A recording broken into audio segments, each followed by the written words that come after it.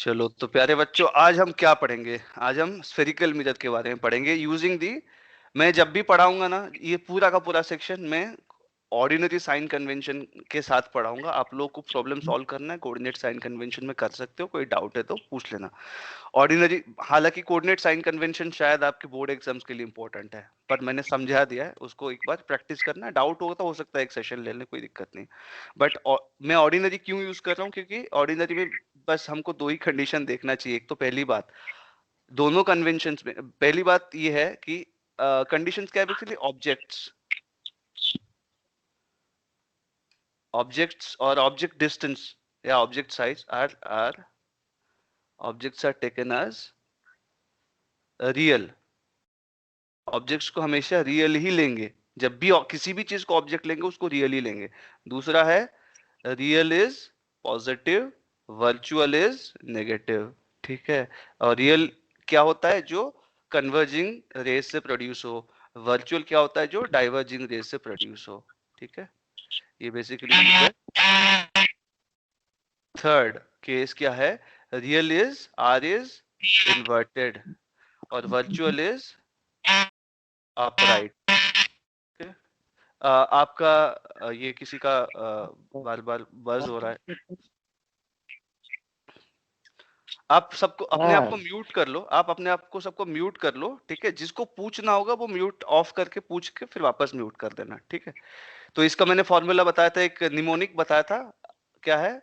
Real is positive, R is R P I और R I पे real inverted positive, virtual upright negative, रिफ one. ठीक है? ये फॉर्मूला बताया था। ठीक है? ये याद रखना, निमोनिक डिवाइस है। तो चलो स्फेरिकल मिरर के विशाल बारे में अपना बात। स्क्रीन शेयर ऑफ करो। मैंने सर किया नहीं मेरा क्या अभी? मैंने, अच्छा स्क्रीन शेयर बाकी सब ऑफ कहाँ कर आ रहे लीजिए। हैं सर आप? स्क्रीन शेयर विशाल तुम ऑफ करो। अच्छा विशाल, तुमने अपना स्क्रीन शेयर ऑन कर रखा है, अपना स्क्रीन शेयर ऑफ कर लो। कॉफी है मेरा सर। अच्छा अब आया होगा। नो नो सर, अब आ गया सर, अब अब अब आ अब गया। अब, अब आया क्या? Yes sir. अच्छा सबको व्हाइट बोर्ड दिख रहा है अभी? Yes sir. Okay good. Yes sir. Okay, अब ये देखिए, ये तीन जो पॉइंट है, objects are taken as real, that is one. जो मैं आपको ऑर्डिनरी साइन कन्वेंशन यूज करने वाला हूं, उसमें क्या है? Objects are taken as real. और रियल जो होता है वो पॉजिटिव होता है, वर्चुअल होता है नेगेटिव। आप मेरे ख्याल से म्यूट कर लो सब अपने आप को, है ना? क्योंकि अगर म्यूट कर लोगे ना फिर कोई डिस्टरबेंस नहीं होगा किसी को। म्यूट कर लो, जब जिसको सवाल विशाल म्यूट योरसेल्फ। यस ठीक है? अब जब पूछना हो तो अनम्यूट कर देना, मैं कर दूंगा तुमको अनम्यूट, है ना? या फिर अपने आप को अनम्यूट कर देना। ठीक है? So let us start. अब हाँ, real is positive, virtual is negative, real is inverted, है ना? रियल जब भी इमेज फॉर्मेशन होता है, रियल इमेज इज इन्वर्टेड। ये इमेज की बारे में बात कर रहा हूँ। तो अब ये पॉइंट नंबर 2 और 3 जो है सिर्फ इमेजेस के लिए है। ठीक है? उसमें real is positive, virtual is negative, real image is inverted, virtual is always upright. अब इसको हम कैसे समझेंगे? एक स्फेरिकल मिरर लेते हैं। प्लेन मिरर के बारे में बहुत बात कर लिया, अब स्फेरिकल मिरर की बात करते हैं। स्फेरिकल मिरर में क्या होता है? एक, अब सीधी सी बात है, स्फीयर होता है। अब अगर एक स्फीयर है तो उस स्फीयर का तुम पूरा का पूरा पार्ट तो देख ही नहीं सकते। जिस साइड हो गए तुम्हें उस उतना ही पार्ट दिखाई देगा। You can only see only one hemisphere at a time, you can not see the entire sphere. Okay? So अब मिरर के जो स्फेरिकल मिरर में क्या होता है? Basically a part of a sphere acts as a mirror. Okay, so let us just take the example of convex lens. ठीक है? मैं इसको, सॉरी कॉन्वेक्स नहीं, कॉनकेव लेंस की बात कर रहा हूं अभी। कॉनकेव लेंस, ठीक है? ये आपका कॉनकेव लेंस हो गया। ठीक, सॉरी मिरर, नॉट लेंस। तो एक साइड आपका कवर्ड रहेगा, एक साइड पे आपका मिरर होगा। अब जियोमेट्रिकली आप इस चीज को याद रखो, हमने साइन कन्वेंशन में पहले क्या पढ़ा था? अगर मान के चलो दिस पार्ट इज एम और दिस पार्ट इज एन, दोनों एंड हो गए मिरर के। ठीक है? तो उनका मिड पॉइंट कोई आएगा, उस मिड पॉइंट को क्या लगे हम ओ, मगर उससे पहले क्या करेंगे, एक नॉर्मल ड्रॉ करेंगे, ठीक है, टू दी स्फेरिकल मिरर, और इस पॉइंट को लेंगे हम ओरिजिन ओ, कौन से पॉइंट को, जहाँ पे ये लाइन जो नॉर्मल लाइन है जिसको हम एक्सिस बोलते हैं, लेटरल एक्सिस या मेजर एक्सिस बोलते हैं, ठीक है। और ये जो एक्सिस होता है, this axis is the longitudinal axis और द माइनर एक्सिस, ठीक है। हम इस एक्सिस का ज्यादा कुछ काम नहीं है, बहुत कम काम है, जब ऑब्जेक्ट हाइट और इमेज हाइट कंपेयर करेंगे तो हम इसके एंगल में करेंगे। तो सबसे पहले तो ये स्फीयर का पार्ट है। अब आपको पता है कि जो भी स्फीयर होता है उसका एक रेडियस होता है, रेडियस ऑफ कर्वेचर। इसका मतलब स्फेरिकल सरफेस जो है उसका एक रेडियस ऑफ कर्वेचर होता है और एक सेंटर तो होता ही है। पहली बात, हर एक स्फीयर का एक सेंटर होता है और सेंटर से every point on the sphere is at a distance R. And और एक इंपॉर्टेंट प्रॉपर्टी देख लो आप कि ये जो सेंटर है सी, उससे अगर मैं एक लाइन ड्रॉ करूं, रेडियस ड्रॉ करूं, मैं किसी भी पॉइंट पे रेडियस ड्रॉ करूंगा ना, तो वो रेडियस जो है वो हमेशा normal to the tangent at that point होगा, ठीक है। ये सर्कल का प्रॉपर्टी है, ठीक है। तो अब मैं सेंटर से अगर कोई भी लाइन ड्रॉ करूंगा on to any point of the sphere, उस स्फीयर पे कोई भी पॉइंट है, वहां पे अगर मैं सी से एक लाइन ड्रॉ करूंगा, वो रेडियस की तरह काम करेगा और वो रेडियस जो है वो हमेशा परपेंडिकुलर होगा किसको, उस पॉइंट पे तो टेंजेंट होगा। तो अब देखो यहाँ पे क्या है, वो जो पॉइंट है यहाँ पे टेंजेंट कौन सा हो गया, मेजर सॉरी माइनर एक्सिस हो गया, लॉन्गिट्यूडनल एक्सिस ये वाला टेंजेंट हो गया। तो अब ये जो मेजर एक्सिस है जिसको हम लेटरल एक्सिस ले रहे हैं, ये एक्सिस तो हमेशा परपेंडिकुलर ही होगा ना, तो this point will be perpendicular, okay.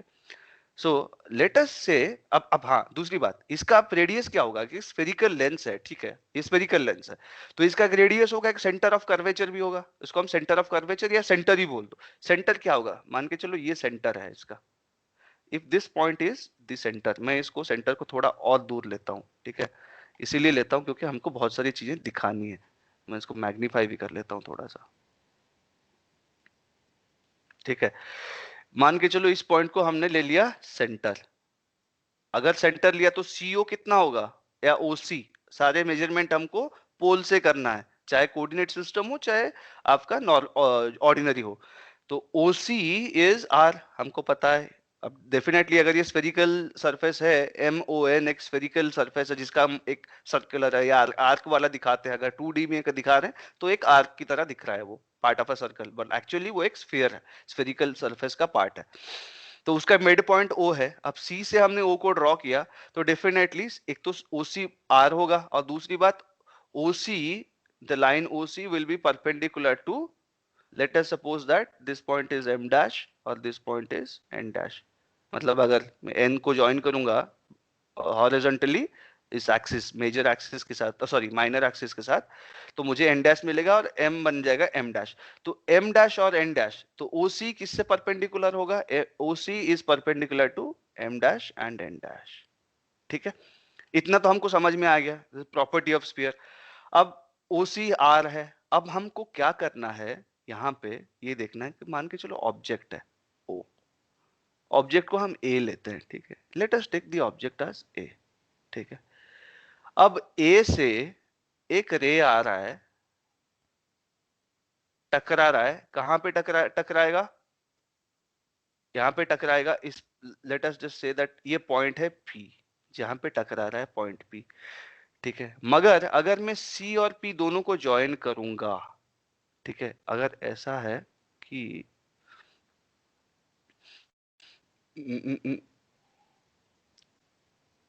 मैं एक काम करता हूँ, सी को मैंने कुछ ज्यादा ही दूर ले लिया, ठीक है, तो मैं, आपको समझ में नहीं आएगा, सिंपल केस नहीं हो पाएगा, फिर मैं एक काम करता हूँ,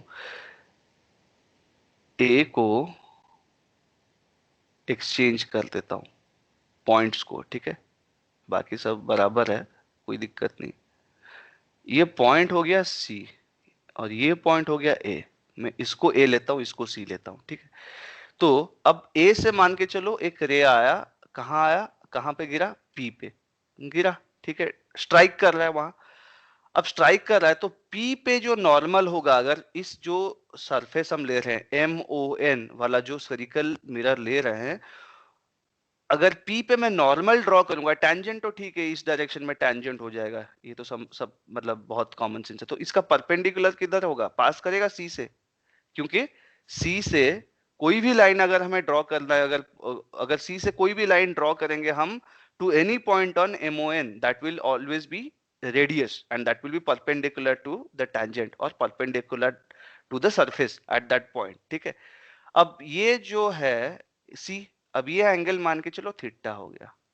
ये एंगल जो है, कौन सा एंगल? ये पॉइंट को मैंने लिया P, याद रखना ये पॉइंट है P जहां पे स्ट्राइक कर रहा है। तो रे गया A से P पे स्ट्राइक किया, स्ट्राइक करता है तो उस टाइम एंगल जो है, कौन सा एंगल? CP का जो एंगल है, जो CP के साथ जो वो एंगल करेगा। क्यों CP के साथ एंगल हम ले रहे हैं? क्योंकि CP इज द नॉर्मल, ठीक है। हमको हमेशा नॉर्मल के हिसाब से देखना है। तो ये जो रे है AP, that is incident ray. Strike किया तो एंगल ऑफ इंसिडेंस कितना होगा? कैसे पता चलेगा? जो नॉर्मल से जितना एंगल वो बना रहा है, what is that? That is CP। अगर ये एंगल थीटा है तो CP के साथ थीटा एंगल से एक रिफ्लेक्टेड रे निकलेगा। मान के चलो ये रिफ्लेक्टेड रे जो है ये हो गया बी पॉइंट पे ये क्रॉस कर रहा है किसको? एक्सिस को, ठीक है। ये हो गया एक्सिस आपका, ये लाइन हो गया एक्सिस। तो ए से रे निकला, AP का पाथ फॉलो करके P पे पहुंचा, थीटा एंगल पे विथ नॉर्मल स्ट्राइक किया, और थीटा ही एंगल पे वो क्या करेगा? वापस रिफ्लेक्ट करके आएगा फ्रॉम P टू B, ठीक है। ये हो गया रिफ्लेक्टेड रे, ये हो गया आपका इंसिडेंट रे, आई रे, ये हो गया आर रे, और ये हो गया आपका नॉर्मल। ये जो लाइन है ये हो गया नॉर्मल, ठीक है। प्लेन मिरर में क्या होता था? ऐसे होता था, ये नॉर्मल होता था तो इंसिडेंट रे आता था, स्ट्राइक करके वापस आता था। या फिर अगर इंसिडेंट रे ऐसे कहीं जाता था, इंसिडेंट रे यहाँ, तो हम इस एंगल को लेते थे थीटा, और इस एंगल पे वो वापस थीटा में निकल जाता था। आई रे गया, ये आई रे हो गया, और ये होता था रिफ्लेक्टेड रे, ठीक है। तो प्लेन मिरर के केस में ऐसा होता था। अब क्या प्लेन मिरर प्लेन नहीं रहा, अब ये रोटेट हो गया, कर्व हो गया, ठीक है। अब instead of being a plane mirror rotate हो गया। तो प्लेन में तो कहीं पे भी लो नॉर्मल, है ना, कोई दिक्कत नहीं है। मगर इसमें जब बेंड हो रहा है मिरर, तो हर पॉइंट पे नॉर्मल का डायरेक्शन बदलता रहेगा, सो दैट कहीं पे भी तुम नॉर्मल ड्रॉ करो वो पास किससे करेगा? सेंटर से ही पास करेगा, ठीक है। कहीं से भी, जैसे एक सर्कल होता है ना, आप सर्कल लेते हो, कहीं से भी आप किसी भी पॉइंट पे नॉर्मल ड्रॉ करो, वो हमेशा सेंटर से ही पास करेगा, ठीक है। कहीं से भी ड्रॉ करो वो हमेशा सेंटर से पास करेगा। सिमिलरली P पॉइंट पे अगर हम नॉर्मल ड्रॉ करेंगे, वो जहां पे आपके एक्सिस को इंटरसेक्ट करेगा वो पॉइंट हो गया C। अब नॉर्मल के साथ जो एंगल है उसी में से पूरा खेल है। तो इंसिडेंट रे AP एंगल बनाया theta with respect to the normal which is CP, reflect भी करेगा with theta angle with respect to CP, वापस आया तो B पे इंटरसेक्ट किया, ये हो गया आपका रिफ्लेक्शन। तो अभी इमेज कहाँ क्रिएट हुआ? ए हो गया ऑब्जेक्ट आपका, ठीक है, बी हो गया इमेज। तो अब अगर ऑब्जेक्ट डिस्टेंस निकालना है तो कितना होगा? OA is going to be the object distance. So OA is going to be the object distance, जिसको हम U के हिसाब से लिखेंगे, U small u, ओके, ठीक है। OB will be the image distance V, clear, ठीक है। OB is the image distance V, right. अब हमको यहाँ पे एक रिलेशन है, ठीक है। We have a relation between U and V for any given mirror, क्योंकि तुमको एक स्फेरिकल मिरर दे दिया गया, तुम मेजरमेंट करके निकाल सकते हो उसका कर्वेचर कितना है। इसका मतलब सेंटर तुम आराम से निकाल सकते हो। कोई भी स्फीयर दिया गया है उसका रेडियस तो आप निकाल ही सकते हो मेजरमेंट करके, ठीक है। कैसे? कि डायमीटर निकाल लिया, डायमीटर का आधा कर लिया, रेडियस मिल गया। कोई अगर पार्ट ऑफ द स्फीयर दिखाया गया है उसको ड्रॉ करोगे तुम ऐसे कि किसी भी दो पॉइंट पे तुम नॉर्मल ले लो, ड्रॉ कर लो, और जहां पे वो मीट कर रहे हैं वो पॉइंट हो गया सेंटर। तो तुमको पता चल गया सेंटर कितना है, सेंटर मिल गया तो ओसी निकाल सकते हो, ओसी मिल गया तो रेडियस मिल गया। अब रिलेशनशिप क्या है ये आपको या तो याद कर लो या मैं समझा देता हूं। एक काम करता हूं, मैं समझा ही देता हूं, ठीक है। अब देखो, अगर ये जो आपका प्लेन मिरर होता है, ठीक है, प्लेन मिरर के केस में चाहे रे कहीं पे भी गिरे, एक चीज देखना आप ध्यान से। प्लेन मिरर में यहाँ ऑब्जेक्ट है ना, ए से रे पॉइंट P पे गिरे, पॉइंट Q पे गिरे, पॉइंट R पे गिरे, चाहे कोई भी पॉइंट पे गिरे, अगर ये पॉइंट O है तो देखो P मतलब APO ये एक राइट एंगल ट्राइंगल बनता है, या फिर AQO ये भी राइट एंगल ट्राइंगल है, AP और ARO ये भी एक राइट एंगल ट्राइंगल होता है अगर प्लेन मिरर में लेते हैं तो, कहीं पे भी स्ट्राइक करें राइट एंगल ट्राइंगल। बट इस केस में जो है हमारा स्फेरिकल मिरर जब आ जाता है ना, अब क्या होता है, ये यहाँ से जैसे हटेगा वो कर्व पाथ में जाएगा ना, ये जो पार्ट है ये तो मुड़ा हुआ पार्ट है, बिल्कुल कर्व्ड है, तो ये एक ट्राइंगल थोड़ी ना बना रहा है। मतलब मान के चलो अगर मैं OPA की बात करूं, O से P, P से A से O, ये पूरा एक ट्रायंगल नहीं बन रहा, ये ऐसे दिख रहा है, थोड़ा सा ऐसे करके ऐसे दिख रहा है, ठीक है, ऐसे दिख रहा है वो, ठीक है, ये वाला पार्ट कर्व्ड है, ठीक है। तो इसके लिए यहाँ पे ट्रायंगल नहीं बन पा रहा है, मगर मुझे ट्रिग्नोमेट्री यूज करना है। अब मुझे रिलेशनशिप निकालना है कि ऑब्जेक्ट डिस्टेंस और इमेज डिस्टेंस के बीच क्या रिलेशनशिप है, मैं कितना दूर में, अगर एक और मुझे अगर पता है कि मैं ए को ओ से एक पर्टिकुलर डिस्टेंस में रख रहा हूँ तो इमेज कहाँ क्रिएट होगा मुझे निकालना है। उसके लिए मुझे वो चाहिए, व्हाट डू यू कॉल, एक ट्रिग्नोमेट्रिकल टेक्निक यूज करना है, ट्रिग्नोमेट्री। अब ट्रिग्नोमेट्री तो मैं इसमें कैसे यूज करूंगा, मैं प्लेन मिरर होता तो मैं यूज कर सकूंगा, अभी ट्राइंगल है। अब देखो यहाँ पे एक टेक्निक है, इसको ज्यादा अच्छे से समझ में आएगा तब जब तुम 11th में जाओगे तो लिमिट और कंटिन्यूटी पढ़ाया जाएगा तुमको, डेरिवेटिव कैलकुलस, तो समझ में आएगा। मैं सिंपल टर्म्स में तुमको कैलकुलस अभी समझा देता हूँ।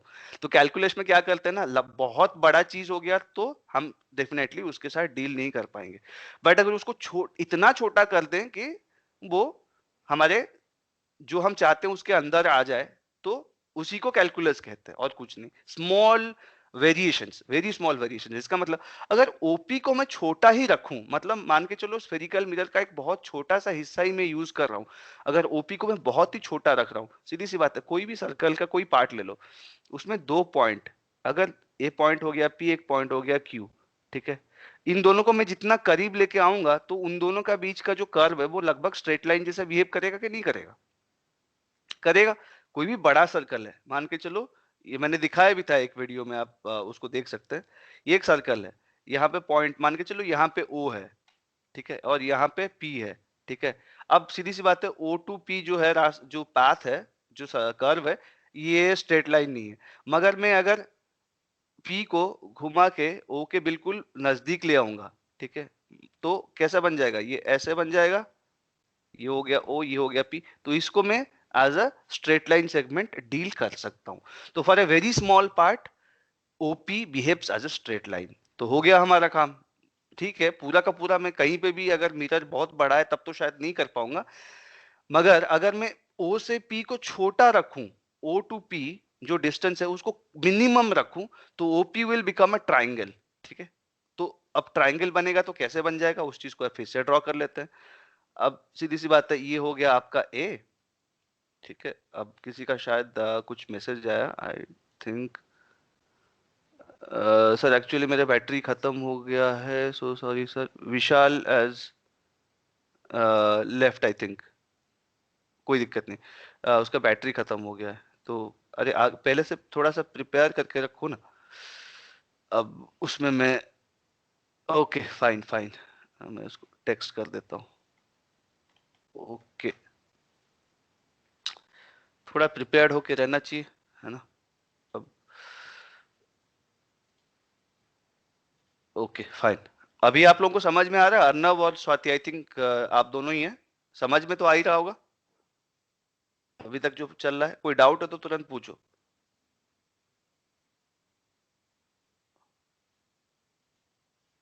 स्वाति कोई डाउट अभी तक नो समझ में? सर। अच्छा, अर्नव का वॉइस आ नहीं रहा शायद, आई डोंट नो, नो आ गया, सर। ठीक है। सो लेट अस कंटिन्यू, ठीक है। तो अब मैंने क्या किया, बेसिकली O और P जो है, इनका बीच का जो गैप है O टू P, इसको P को रिड्यूस करके O के बिल्कुल पास ले आया। इसका मतलब मैं बहुत दूर नहीं जा रहा हूँ, O से M की तरफ ज्यादा दूर नहीं जा रहा हूँ, मैं O से थोड़ा सा ऊपर जा रहा हूँ, वहां पे P को लेके आ गया, ठीक है। In that case OP will behave as if it is a straight line. तो अब मैं रीड्रॉ कर रहा हूं अच्छे से। इन दैट केस अगर OP हमारा ये P हो गया, तो ये सेंटर हो गया C, सेंटर से P ये नॉर्मल लाइन हो गया, A से जाएगा P at an angle theta, तो रिफ्लेक्ट होके भी एट एन एंगल थीटा आएगा क्रॉसिंग एट बी, जहां पे आपका ऑब्जेक्ट सॉरी इमेज क्रिएट हो रहा है। तो अब एक चीज नोटिस करना, हालांकि ओपी को मैंने पी को बहुत ही नजदीक रखा तो ओपी मेरे को लगभग एक स्ट्रेट लाइन मिल गया, तो एक ट्रायंगुलर पैटर्न बन रहा है मेरा, ठीक है।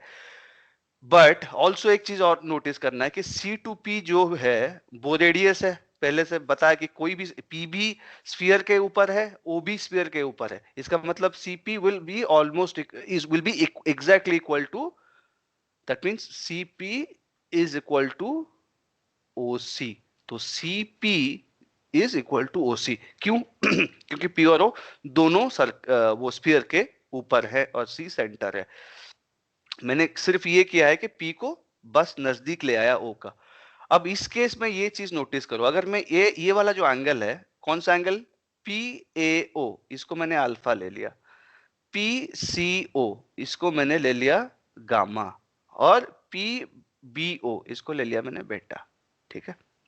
मैंने ये तीन एंगल बस ले लिया, मैंने माना कि चलो इनका वैल्यू अल्फा है, इसका गामा है, इसका बेटा है। अब मुझे ट्रिग्नोमेट्री यूज करना है। ट्रिग्नोमेट्री कैसे? अब मेरे पास ट्राइंगल है, तीन तीन ट्राइंगल है जी, ठीक है। तो मैं ट्रिग्नोमेट्री यूज करूंगा जिस ट्राइंगल का जरूरत पड़े मैं उसी को यूज करूंगा। अब देखो कि in the triangle, in triangle P A O और O P A, in the triangle O P A, इस ट्राइंगल में ये एंगल अल्फा है और सामने क्या है? ओपी, और बेस क्या है? ओए। तो अगर मैं tan अल्फा निकालूंगा, tan of alpha, tan of alpha कितना होगा? Height by base, height is OP और बेस कितना है? ओए, ठीक है। और ओपी मुझे पता है, ओपी जो है कैसे पता? अब ओपी का वैल्यू क्या होगा? चलो ठीक है, मान के चलो ओपी का वैल्यू हमको नहीं पता, ठीक है, हमने कोई भी पॉइंट लिया, बट ये इतना पता है पी बहुत ही करीब है ओके। ओए का वैल्यू हमको पता है ना, ओपी बाई ओए। ओए हमने डिफाइन किया कि ऑब्जेक्ट डिस्टेंस है यू, ठीक है, उसको हमको रियल लेना ही पड़ेगा, it it has to be real, ठीक है। अब रे ट्रेसिंग मैंने बताया था कि ए अगर ऑब्जेक्ट है, ठीक है, ए अगर ऑब्जेक्ट है तो ए से जो रे निकलेगा वो आएगा, स्ट्राइक करेगा मिरर को एट पॉइंट ओ, क्योंकि अब वो रेडियस के डायरेक्शन में ही जा रहा है, और वही रेडियस क्या है? नॉर्मल भी है, ठीक है, बिकॉज उसी लाइन में सी आता है। तो रेडियस, अब वही बात है ना, अगर एक सर्कल है, मैं किसी भी पॉइंट की तरफ एक रे फेंकूंगा, है ना, फ्रॉम द सेंटर, अगर कोई भी लाइन थ्रू द सेंटर जा रहा है, डेफिनेटली जिस पॉइंट पे वो स्ट्राइक करेगा उस पॉइंट पे वो नॉर्मल ही स्ट्राइक करेगा, ठीक है। तो वापस भी नॉर्मल के लाइन पे ही आएगा, क्योंकि एंगल ऑफ इंसिडेंस जीरो है, एंगल ऑफ रिफ्लेक्शन भी जीरो होगा। तो सीधी सी बात है, एक रे तो जाएगा ए से ओ की तरफ, वहां स्ट्राइक करके वापस आ जाएगा ओ ए के डायरेक्शन में, ए के डायरेक्शन में वापस आ जाएगा उसी लाइन में। दूसरा जा रहा है at an angle theta with CP, तो रिटर्न करेगा at an angle theta with CP in the line PB. अब देखो यहाँ पे जो है, ये देखो एक एक रे इधर जा रहा है और एक रे इधर से आ रहा है, तो ये दोनों रे आके बी पे टकरा रहे हैं, फिर दोनों वापस जा रहे हैं। मगर सबसे पहले जो एक्चुअली में क्या है, देर एक्चुअली इंटरसेक्टिंग ना, है ना। तो ये हो गए कौन से? इन जो है कन्वर्जेंट रेज, जो एक्चुअली में इंटरसेक्ट कर रहे हैं। अब डाइवर्जेंट रेज में क्या, मैंने बोला था कि जहां कन्वर्जेंट है वहां आप डाइवर्जेंट तो आप ले ही सकते हैं, मगर डाइवर्जेंट हम किस केस में लेंगे? जहां पे एक्चुअली मीट नहीं कर रहे, they only appear to have met, मतलब एक actual point of, real point of intersection उनका नहीं होता। यहाँ तो रियल पॉइंट ऑफ इंटरसेक्शन है ना जी, तो definitely these are convergent rays. तो ये क्या कर रहे हैं? रियल इमेज बना रहे हैं, रियल इमेज को हमको पॉजिटिव भी लेना है, ठीक है। तो यहीं पे अगर कॉन्वेक्स लेंस ले लेते तो वहां पे आपका वर्चुअल इमेज बनता, तो हम नेक्स्ट अभी इसके बाद देखेंगे। इस एग्जांपल में देखो, अभी मैंने tan अल्फा लिया, tan अल्फा कितना होता है? OP by O A, which is OP by U, ठीक है। अब सिमिलरली अगर मैं लूंगा tan गामा, tan गामा कितना होगा in the triangle, triangle OPC, triangle OPC में tan gamma will be OP by OC. अब ओपी तो हमको पता नहीं कुछ भी है, ओसी कितना है? आर है, हमने डिफाइन किया था, रेडियस ऑफ कर्वेचर है ओसी, रेडियस ही तो है। सेंटर से स्फीयर के ऊपर हमने कोई लाइन ड्रॉ करा, उसका लेंथ कितना? रेडियस होगा R. Similarly in the triangle कौन सा लेंगे? OPB, tan of beta is going to be OP by OB, which is again OP by V। Real object है तो हमने V ले लिया। अगर यहाँ पे ऑब्जेक्ट अगर वर्चुअल होता तो माइनस हो जाता। ठीक है, अब इन तीनों ट्रायंगल के बारे में तो हमको पता चल गया। ठीक है, टैन अल्फा, टैन गामा और टैन बीटा तीनों का वैल्यू हमारे पास है। अब कुछ चीजें और भी सीखना है। क्या सीखना है? ये देखो, हमको पता है एक प्रॉपर्टी ट्रायंगल का कि जो कोई भी ट्रायंगल है, ठीक है, कोई भी ट्रायंगल है, ये एंगल अगर एंगल लेट्स से ABC, जो एंगल C, एक्सटर्नल एंगल जो है that will be the sum of A and B, angle A and angle B। कोई भी एक्सटर्नल एंगल कितना होता है? बराबर टू द ऑपोजिट एंगल्स का सम। ठीक है, क्यों? क्योंकि ये एंगल और ये एंगल मिलेंगे तो 180 डिग्री होगा। ठीक है, मगर ये एंगल और ये दोनों एंगल मिलेंगे तो 180 डिग्री होगा। इसका मतलब अगर इस एंगल को दोनों से माइनस कर दो तो ये एंगल और ये एंगल का सम जो है इस एंगल के साथ बराबर है, क्योंकि इसके साथ इसको मिलाओ तो 180 और इसके साथ इन दोनों को मिलाओ तो 180। तो ये अकेला एंगल इन दोनों एंगल का सम के बराबर होता है। तो यहाँ पे देखा कि क्या मिला हमको इन द ट्राइंगल। देखो फिर से यहाँ पे एक चीज, हम इस चीज को ऐसे लिखते हैं, in triangle, in triangle P और PCA, इसको देखो PCA, ये जो ट्राइंगल है, इन ट्राइंगल PCA हमको क्या मिलेगा? गामा, जो कि एक्सटीरियर एंगल है, वो कितना होता है? Alpha plus theta. ये अंदर के जो दो एंगल है वो हो जाएंगे अल्फा प्लस थीटा। और इन अलग दूसरा ट्राइंगल में कौन सा ट्राइंगल लेंगे? बीटा वाला देखेंगे ना, ये ट्राइंगल कौन सा? PBC, in triangle PBC, in triangle PBC, the exterior angle beta will be equal to what? The exterior angle beta will be equals to gamma plus theta, gamma plus theta, but gamma is already alpha plus theta, so beta will be alpha plus gamma की जगह alpha plus theta, क्योंकि gamma already हमें पता है alpha plus theta है, so beta is equal to alpha plus 2 theta। So beta is always already equal to alpha plus 2 theta. ठीक है, ये हमको अब मिल गया कि beta equals to alpha plus 2 theta, ये हम समझ गए। ठीक है, तो अब गामा का वैल्यू कैसे मिलेगा हमको? बीटा तो मिल गया, अल्फा तो ठीक है, कोई भी वैल्यू है अल्फा, उससे हमको कोई भी वैल्यू अगर अल्फा है तो beta is alpha plus 2 theta. 2 theta तो हर चीज में मतलब हमारा एंगल ऑफ रिफ्लेक्शन है, सॉरी इंसिडेंट भी है, एंगल ऑफ रिफ्लेक्शन भी है। तो अभी ये क्या करेंगे ना, हम बिट गामा को 2 गामा कर देंगे। 2 gamma is 2 alpha plus 2 theta. यहाँ gamma is alpha plus 2 theta, alpha plus theta है, तो 2 gamma is 2 alpha plus 2 theta, twice कर दिए। अब वहां पे रख देंगे बीटा को, beta is alpha plus 2 theta. अब हमको थीटा को हटाना है, क्योंकि भैया हम सिर्फ एक केस में हमने सिर्फ एक रे को लिया, we just took only one ray, जिस केस में एंगल ऑफ इंसिडेंस और एंगल ऑफ रिफ्लेक्शन थीटा हो रहा है। तो वो जरूरी नहीं कि हर बार थीटा ही हो, कुछ भी एंगल हो सकता है। ठीक है, तो इसीलिए हमको जो लिखना है रिलेशनशिप, उसमें थीटा को नहीं रखना है। ठीक है, थीटा कुछ भी हो सकता है, मगर हमको रिलेशनशिप चाहिए, तो क्या करेंगे? माइनस कर देंगे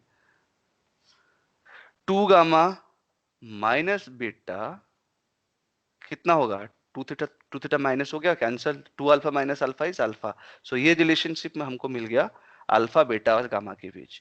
तो 2 gamma minus beta equals to alpha. ये आपके एग्जाम में नहीं आएगा, मगर समझ लो अच्छे से, बहुत मजा आएगा। सो हमें रिलेशनशिप मिल गया 2 gamma minus beta is alpha. ठीक है, अब यहां पे नजर करना, tan alpha is OP by U, tan gamma is OP by R, tan beta is OP by V। ठीक है, मगर हमारे ये तो tan के फंक्शन है, हमको तो सीधा एंगल ही इधर मिला है ना, जो रिलेशनशिप है वो तो सिर्फ एंगल के ऊपर है। तो tan अल्फा और अल्फा के बीच क्या रिलेशनशिप है? tan गामा और गामा के बीच क्या रिलेशनशिप है, टैन बेटा और बेटा के बीच क्या रिलेशनशिप है, ये जानना है।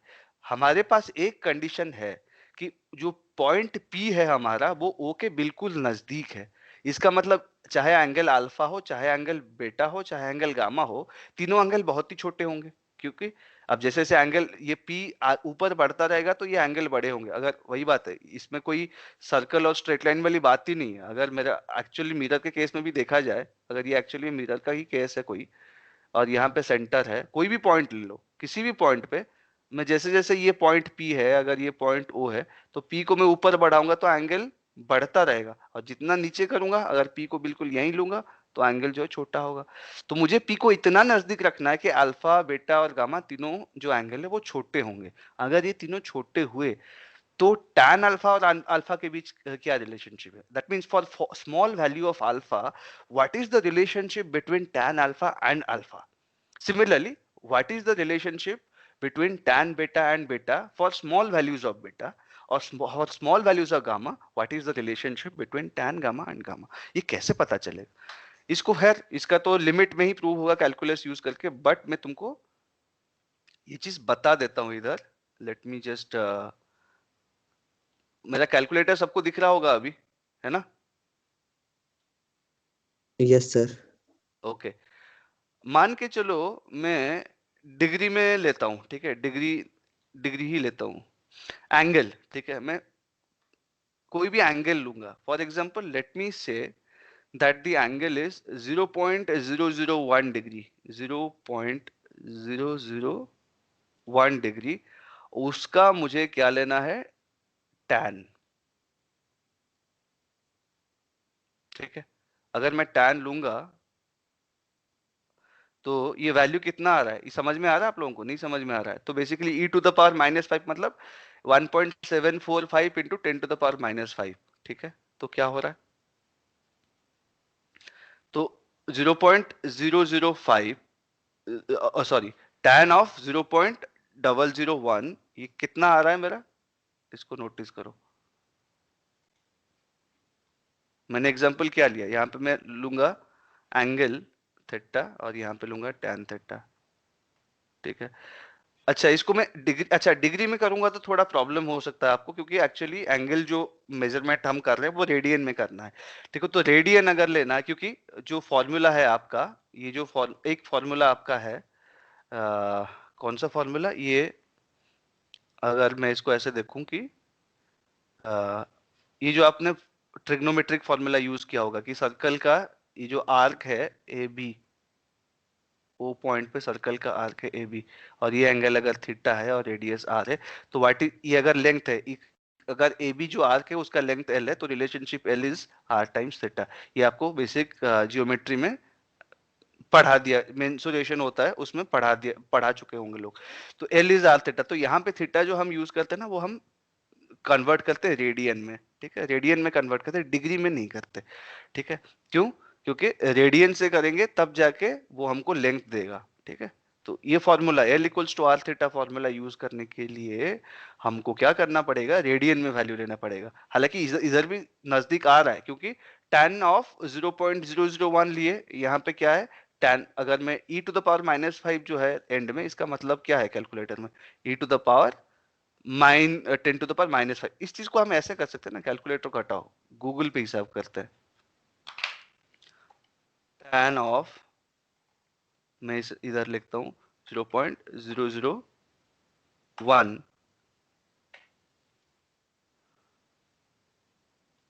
tan ऑफ 0.001 कितना आ रहा है? 0.001 ही आ रहा है ऑलमोस्ट, आपको दिख रहा होगा। tan ऑफ, मैं अगर करूंगा tan ऑफ 0.002 कर दिया, कितना आ रहा है? tan ऑफ 0.002, बाकी तो लंबा ठीक है, अप्रोक्सीमेटली 0.002 आ रहा है। tan ऑफ 0.000 कर दिया, 0007, कितना आ रहा है? tan ऑफ 0.0007 आ रहा है। मैं स्मॉल एंगल्स ले रहा हूँ, tan ऑफ 1 भी लेता हूँ, मान के चलो tan ऑफ 1 रेडियन, यहाँ पे ये यहाँ पे थोड़ा ज्यादा आ रहा है 1.55 और 557, है ना। बट अगर एंगल 1 रेडियन से कम है, 1 रेडियन मतलब कितना डिग्री होगा, अब उसको भी बता देता हूँ, चलो ठीक है, ये भी क्लियर कर देता हूँ। रेडियन और डिग्री में क्या होता है, आप जो पूरा का पूरा एंगल लेते हो ना, फॉर एग्जांपल ये 180 डिग्री लेते हो, प्रोट्रैक्टर तुम यूज करते हो ना, तो उसमें क्या होता है, यहाँ से लेके यहाँ तक पूरा 180 डिग्रीज होता है। तो 180 डिग्री को हम लेते हैं पाई रेडियन। पाई का मतलब 3.14, विच इज 3.14, ठीक है। तो 1 डिग्री कितना हो जाएगा, और या फिर 1 रेडियन कितना डिग्री बनेगा, 1 रेडियन कितना बनेगा, तो 3.14 रेडियन में बनता है हमारा 180 डिग्रीज। तो 1 रेडियन में कितना बनेगा, 180 degrees divided by 3.14, which is कितना है, 180 बाय 3.14, कैलकुलेट कर लेते हैं, 60 के आसपास कुछ आएगा, 60 से थोड़ा कम ही होगा। 180 डिग्री डिवाइडेड बाय 3.14, और एग्जैक्टली मैं पाई का वैल्यू ले लेता हूँ, क्योंकि अब तो कैलकुलेटर है तो पाई ही लगते हैं ना। 1 okay wait 180 divided by pi, इसमें पाई है कहाँ, ये रहा, कितना वैल्यू आ रहा है, 57.295, है ना, ऑलमोस्ट 57 डिग्रीज। तो 1 रेडियन होते होते 57 डिग्रीज चला जा रहा है, ठीक है। हमको तब भी थोड़ा बहुत नजदीकी वैल्यू मिल रहा है, ठीक है। तो इस चीज को हम क्या कर सकते हैं, आप समझ में आ रहा है। तो अगर मुझे 1 रेडियन तक नहीं जाना है, क्योंकि 60 डिग्री 57 डिग्री लगभग 60 डिग्री हो गया, तो 60 डिग्री तक नहीं मेरे को लेना नहीं है, अल्फा बीटा और गामा जो भी है उनको मुझे कितना रखना है, मुझे उनको ज्यादा से ज्यादा 10 डिग्री 15 डिग्री मैक्सिमम रखना है ना। तो 1/4 रखना है, एक रेडियन से, एक रेडियन का 1/4 रखना है, मतलब 0.25 रेडियन, है ना, 1/4 0.25 रेडियन। सो tan ऑफ 0.25 अगर मैं रखता हूं, तो वैल्यू कितना आ रहा है, 0.25 ही आ रहा है, ऑलमोस्ट 0.25। हालांकि लंबा हो रहा है, बट उससे भी थोड़ा सा कम, जितना कम रखूंगा उतना एक्यूरेट रिजल्ट मिलेगा। 0.2 रखूंगा, 0.2000, लगभग 0 पॉइंट उतना ही मिल रहा है, 0.20, ठीक है। और उससे कम रखूंगा, वही बात बता रहा हूं कि tan को आप 0 पॉइंट रेडियन में देखा जाए तो 0.1 के अंदर रखेंगे तो आपको वैल्यू 0.1 ही आएगा। अब आप पूछोगे सर 0.1 अगर रेडियन में तो डिग्री में, अब ठीक है 0.1 लेते हैं हम रेडियन में, तो tan ऑफ अल्फा और अल्फा बराबर आते हैं, ठीक है। मगर 0.1 रेडियन में कितना होगा, सॉरी डिग्री में कितना होगा, ये कैसे पता चलेगा, 0 पॉइंट, अब हमको पता है ये कितना आ रहा था, 57 डिग्रीज आ रहा था, तो 0.1 कितना होगा, 0.1 रेडियन, जिसको RAD के हिसाब से लिखते हैं, तो हो जाएगा 5.7 डिग्रीज। तो 5 से 6 डिग्री के बीच, मतलब ये जो लाइन है ये पॉइंट O है और ये पॉइंट C है, तो कोई भी पॉइंट ये मिरर है, ठीक है, सॉरी बहुत ही दूर ले लिया, ये जो लाइन है P को हमको ऐसे रखना है कि चाहे A हो, चाहे B हो, चाहे C हो, तो ये अल्फा बीटा और गामा, ये तीनों एंगल 5 से 6 डिग्री से ज्यादा नहीं होना चाहिए, it should not be more than 5.7 degrees, वो आराम से हो सकता है, ठीक है। स्फेरिकल मिरर में इनफैक्ट ये होता ही है, तभी हमको इमेज अच्छे से दिखता है। वरना अगर अगर ये चीज होगा कि बहुत ज्यादा एंगल हो जाता है ना अल्फा बीटा और गामा का, तो एग्जैक्ट फॉर्मूला हम जो निकालने वाले हैं वो काम नहीं करेगा, तो इमेजेस जो आएंगे वो डिस्टॉर्टेड आएंगे थोड़े, ठीक है, अगर स्फेरिकल मिरर यूज कर रहे हैं।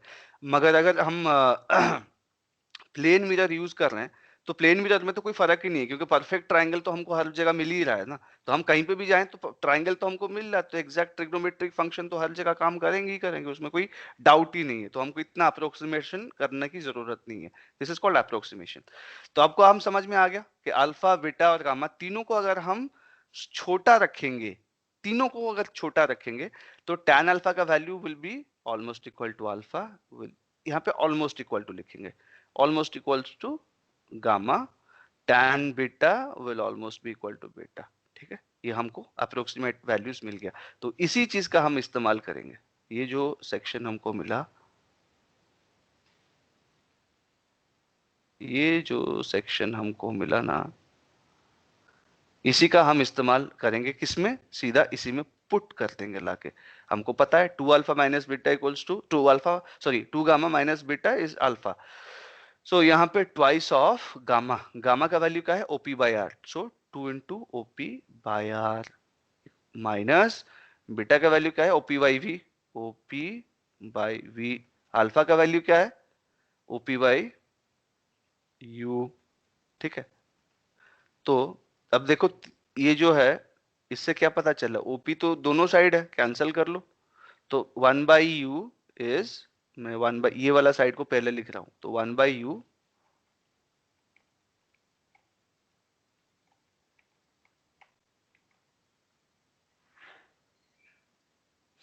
1/u, इधर के क्या क्या हमारे पास है 2r minus, sorry 2/r minus 1/v। अब इस चीज को अगर मैं और सिंप्लीफाई करूंगा तो मैं क्या करूंगा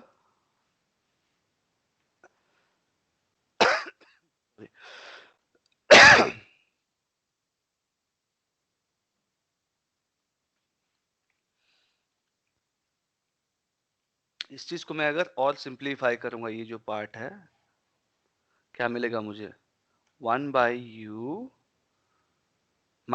इधर क्या है -1/v, उसको लेफ्ट में ले आऊंगा तो +1/v बन जाएगा कितना 2/r। ठीक है, ये होता है आपका फॉर्मूला, इमेज फॉर्मूला। नहीं, ये एक्चुअली इमेज फॉर्मूला नहीं है, ये है मिरर फॉर्मूला, मिरर फॉर्मूला। ठीक है, इसको आपको याद रखना है, या फिर आप इसको जो है, अब तो समझ में ही आया होगा, नहीं होगा तो एक बार फिर वीडियो पूछ लो, अभी समझा दूंगा, नहीं तो आप वीडियो देख के क्लियर कर लेना। तो ये आपका आ गया कौन सा मिरर फॉर्मूला। अब अगर मैं इसमें एक चीज और करता हूं, अब मुझे मिरर फॉर्मूला में खुशी नहीं मिली, मुझे चाहिए ऐसा फॉर्मूला जो मिरर पे भी काम करे और लेंसेज पे भी काम करे। ठीक है, तो मुझे क्या करना है, तो ये अब देखो मिरर और लेंसेज में क्या फर्क है, मिरर मिरर का जो रेडियस है एक रेडियस है। ठीक है, क्योंकि कोई भी मिरर है, स्फेरिकल है या प्लेन मिरर है, जो भी है। अब देखो स्फेरिकल मिरर, एक तो ये हो गया स्फेरिकल मिरर, एक कॉन्वेक्स भी होगा, तो एक कॉन्वेक्स हो गया, एक कॉनकेव हो गया। इन दोनों केस में कुछ ना कुछ रेडियस है और एक ही रेडियस है। बट जब हम लेंस की बात करेंगे ना, when we talk about lens, तो ये वाला जो कर्वेचर है इसका रेडियस कुछ हो सकता है, और ये वाला जो कर्वेचर है दूसरे साइड का उसका रेडियस कुछ और हो सकता है। जरूरी नहीं है कि ये R1 और ये R2 दोनों बराबर हो। तो उस केस में हमको ये दोनों R1 और R2 terms right hand side में आएंगे। ठीक है, पर कुछ भी आएंगे, कुछ एक टर्म तो आएगा ही, चाहे कुछ भी आए वो एक टर्म तो आएगा ना। तो वो चीज को हम क्या बोलेंगे, लेट अस कॉल दैट, उसको हम एक और क्वांटिटी डिफाइन करते हैं। लेट अस डिफाइन एक quantity focal length f which is r/2। मतलब जो भी रेडियस ऑफ कर्वेचर है उसका आधा कर देंगे तो हमको वो फोकस देगा। हमने डिफाइन कर दिया f, उसका ब्यूटी हम देखेंगे अभी। इसका मतलब अगर हम वापस उस फिगर में जाएंगे, ओरिजिनल फिगर में जहां हमने ड्रॉ किया था, तो ये क्या हो गया, ओ सी जो आर है, ठीक है, उसका एग्जैक्ट आधा करेंगे, कहीं पे भी आएगा आधा, एग्जैक्ट मिड पॉइंट, उसको अगर हम कैपिटल पॉइंट एफ लिखेंगे मतलब focus, then O F will be the focal length.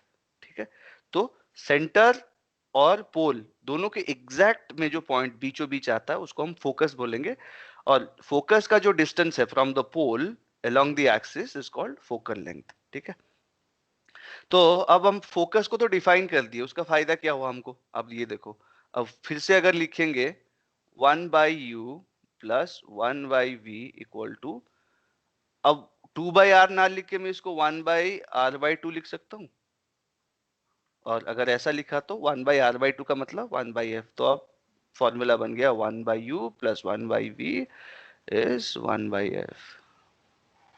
ये बन जाता है इमेज फॉर्मूला, ये ऑप्टिक्स का फॉर्मूला है। ये फॉर्मूला आपको लेंस में भी काम करेगा, ये फॉर्मूला आपका मिरर पे भी काम करेगा, चाहे स्ट्रेट मिरर हो, प्लेन मिरर हो, स्फेरिकल, कॉन्वेक्स, कॉनकेव मिरर, चाहे बाई कॉन्वेक्स, कोई भी लेंस आपका जो है लेंस हो। पहले लेंस के फॉर्मूला, ये जो फॉर्मूला है मिरर, जो मिरर फॉर्मूला है, वो क्यों काम नहीं करता था लेंस में? क्योंकि वहां पे सिर्फ एक रेडियस हम लेके चल रहे थे, जो कि एक जो सिंगल सरफेस है उसी का रेडियस ले रहे थे। लेंस में तो दो सरफेस आ जाते हैं जी, तो उन दोनों का रेडियस अलग अलग हो सकता है। तो उसके लिए हमको क्या करना है, तो जो भी वो रिजल्ट देंगे वो उसको हमें घुमा फिरा के फोकस में कन्वर्ट कर देना है। ठीक है, उसको हमें घुमा फिरा के राइट हैंड साइड को कुछ भी करके इन टर्म्स ऑफ फोकस निकाल देना है। अगर निकाल देंगे तो राइट हैंड साइड को हम in terms of focus express कर दिए तो काम खत्म। तो हमने यू वी तो थे ही पहले, हमने राइट हैंड साइड में जो जो भी कॉम्प्लिकेशन आया उसको हमेशा फोकस के टर्म्स में अगर हम एक्सप्रेस करते हैं तो हमको जो फॉर्मूला मिलता है उसको हम इमेज फॉर्मूला बोलेंगे। तो याद रखना 1/u plus 1/v is 1/f all the time, mirror में भी लेंस में भी। अब इसी केस को हम क्या करेंगे, इधर देखते हैं। इस केस में को हम प्लेन मिरर के लिए अप्लाई करते हैं। ठीक है, प्लेन मिरर में क्या होता था जी, एक मिरर था, ये ऑब्जेक्ट हो गया ए, कहीं से भी आए लाइन अगर परपेंडिकुलर डायरेक्शन में आ रहा है तो रिफ्लेक्ट करके उसी डायरेक्शन में जा रहा था, और एक रे इधर आ रहा था एट एन एंगल थीटा, तो रिफ्लेक्ट करके एट एन एंगल थीटा जाता था। अब देखो ये जो रेज है, ये एक रे हो गया, ये रे 1 और ये हो गया रे 2, ये दोनों एक्चुअली मीट करते हैं क्या? कहीं नहीं मीट करते, but they appear to have met somewhere here. Okay, ये डाइवर्जेंट रेज हो गया, वर्चुअल इमेज बन गया ए डैश। ठीक है, अब क्या है, आपको देखने में ए डैश इधर दिख रहा है। ठीक है, अब उस केस में क्या है, हमको पता है, हमने बता दिया था मिरर में जितना आगे उतना पीछे। इसका मतलब अगर इस पॉइंट को ओ मान के चले तो ओ ए इक्वल्स टू ओ ए डैश, ये तो मैंने बता दिया था आपको। ठीक है, ज्योमेट्री में भी मैंने आपको पूरा प्रूव कर दिया था कि दोनों ट्रायंगल कॉन्ग्रुएंट है, तो ये जो साइड है corresponding sides will be equal. ठीक है, अब इस चीज को हम इससे भी प्रूव कर सकते हैं क्या, 1/u plus 1/v equals to 1/f। तो इससे पहले हमको ये पता करना पड़ेगा कि फोकल लेंथ कितना है मिरर का, प्लेन मिरर का फोकल लेंथ क्या है। अब वही बात है, इधर देखो, अगर मैं ऐसा एक सर्कल का पार्ट ड्रॉ करता हूँ, उसका अगर मान के चलो ऐसा है, मैं ये छोटा सा सर्कल लिया, उसका रेडियस है तो पता चल गया r छोटा है। ये रेडियस लिया, सर्कल लिया, उसका रेडियस और बढ़ा, तो ये देखो जितना मैं रेडियस बढ़ा रहा हूं ना, उतना क्या हो रहा है, उसका कर्वेचर, जो उसका जो सेंटर ऑफ कर्वेचर ज्यादा दूर जा रहा है। ठीक है, इसका मतलब उसका कर्वेचर कम हो रहा है। छोटा सर्कल का जो है कर्वेचर ज्यादा होता है, बड़ा सर्कल का कर्वेचर जो है कम होता है। कर्वेचर कम हुआ इसका मतलब रेडियस ऑफ कर्वेचर ज्यादा हुआ। ठीक है, क्यों? अब वही बात है ना, एक आप पतली गली में जो बिल्कुल यू टर्न जहाँ लेते हैं वहां कर्वेचर बहुत शार्प जहाँ होता है, वहां आपको कर्वेचर शार्प होता है तो वहां का रेडियस बहुत छोटा होता है, मतलब सेंटर बहुत ही नजदीक है, उसी के अराउंड घूमना है। अगर ऐसा रोड है बिल्कुल आराम से, उसका सेंटर कहीं और है, तो हम आराम से घूम सकते हो, आपको लगेगा आप स्ट्रेट लाइन में ही जा रहे हो। ठीक है, तो मैं जैसे से मैं अगर इनफाइनाइटली बड़ा सर्कल बनाऊंगा, ठीक है, एक सर्कल जिसका रेडियस जो है इनफाइनाइट के आसपास ही है, मतलब इतना बड़ा है कि मैं उसको इन्फिनिटी मानूंगा, तो वो सर्कल का कोई भी पार्ट ले लो, वो तुमको एक प्लेन, एक स्ट्रेट लाइन ही देगा। राइट, मैंने आप ये पहले भी समझाया था कि कोई भी सर्कल, उसका रेडियस अगर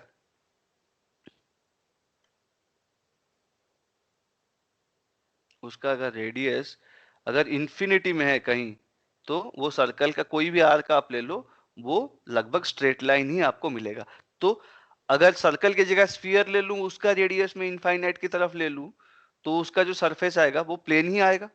इसका मतलब प्लेन मिरर जो है, उसका जो रेडियस है प्लेन मिरर का, इट टेंड्स टू इन्फिनिटी। अब तो किसी भी चीज को इक्वेट मत करना है इन्फिनिटी के साथ, because nothing can be equal to infinity. हम सिर्फ टेंड्स टू लिखते हैं उस जगह पे, ये एरो लगा के, आर टेंड्स टू इन्फिनिटी, इतना बड़ा कि हम उसको इन्फिनिटी ले रहे हैं, एक्चुअली में वो इन्फिनिटी है नहीं। ठीक है, तो प्लेन मिरर का जो है रेडियस टेंड्स टू इन्फिनिटी, है ना। अगर radius tends to infinity, then r/2 क्या होगा, r/2 will also tend to infinity, क्योंकि इन्फिनिटी को आधा कर दोगे तब भी इन्फिनिटी ही बचेगा।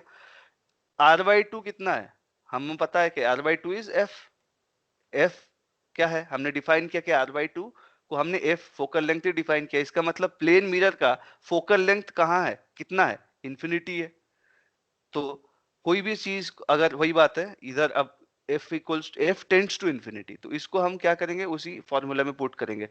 तो मान के चलो ऑब्जेक्ट डिस्टेंस है 1/u, इमेज डिस्टेंस हमको पता नहीं पर निकाल लेंगे, मगर इमेज डिस्टेंस अगर v है इज 1/f, तो 1/f के जगह हम क्या करेंगे, टेंड्स टू इन्फिनिटी लगाएंगे, ठीक है, f की जगह टेंड्स टू इन्फिनिटी। अच्छा, किसी भी कोई भी फाइनाइट चीज, वन इधर क्या है, फाइनाइट नंबर है, कोई भी फाइनाइट नंबर को अगर हम किसी भी बहुत बड़े क्वांटिटी से डिवाइड करेंगे जो ऑलमोस्ट इन्फिनिटी है, तो रिजल्ट जो है वो आपको जीरो ही देगा, तो अप्रोक्सीमेटली जीरो बन जाएगा वो।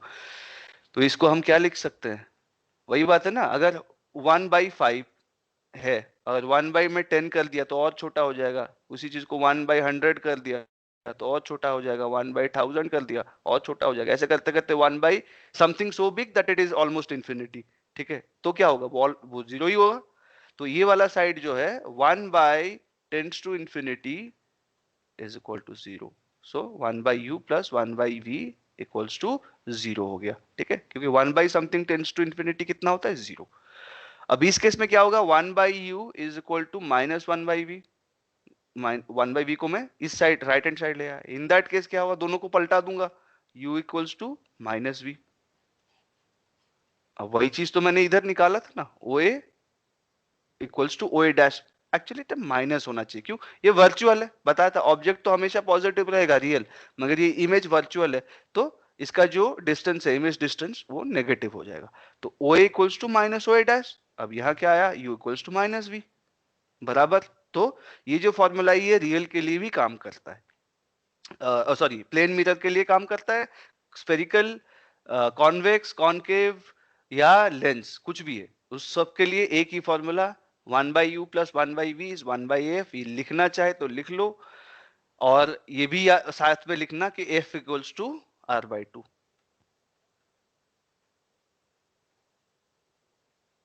ये फॉर्मूला इन दोनों को साथ में हमेशा लिखना। f इक्वल्स टू r/2 किसके लिए, ये मिरर के लिए। लेंस डिस्कस करेंगे तो उसके लिए फोकस का फॉर्मूला अलग होगा, जिसमें R1 भी होगा R2 भी होगा, दोनों साइड का कर्वेचर, ठीक है, ये R1 हो गया, इसका कर्वेचर, इसका curvature, radius of curvature R2 हो गया, तो दोनों का कर्वेचर का मिला जुला के एक्सप्रेशन आएगा, उसको हम क्या करेंगे, उसको एक पैकेज बना देंगे, उसको बोल देंगे फोकस f, फोकल लेंथ, ठीक है।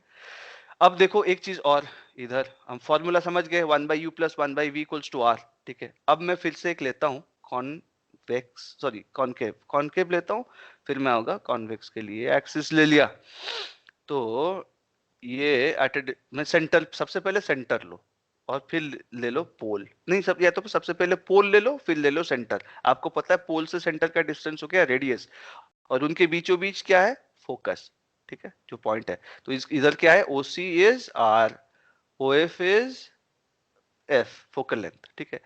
ऑब्जेक्ट डिस्टेंस U है, ठीक है, इमेज डिस्टेंस V है, ठीक है।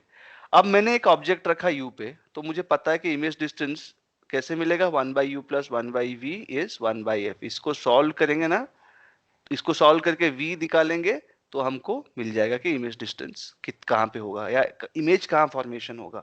मगर मैं क्या करूंगा इधर, अगर मान के चलो पैरेलल, मैंने अभी कल समझाया था कि एक सोर्स कोई है जो कि इनफाइनाइट डिस्टेंस में है, वहां से अगर सोर्सेस आ रहे हैं, लाइट आ रहा है किसी पर्टिकुलर पॉइंट पे, ठीक है, तो या फिर किसी भी एक्सटेंडेड बॉडी पे पहुंच रहे हैं, तो वो सोर्स जो है अगर इन्फिनिटी में है, तो वो एंगल उनके बीच जो है, दोनों रेस के बीच एंगल होगा 0 डिग्रीज।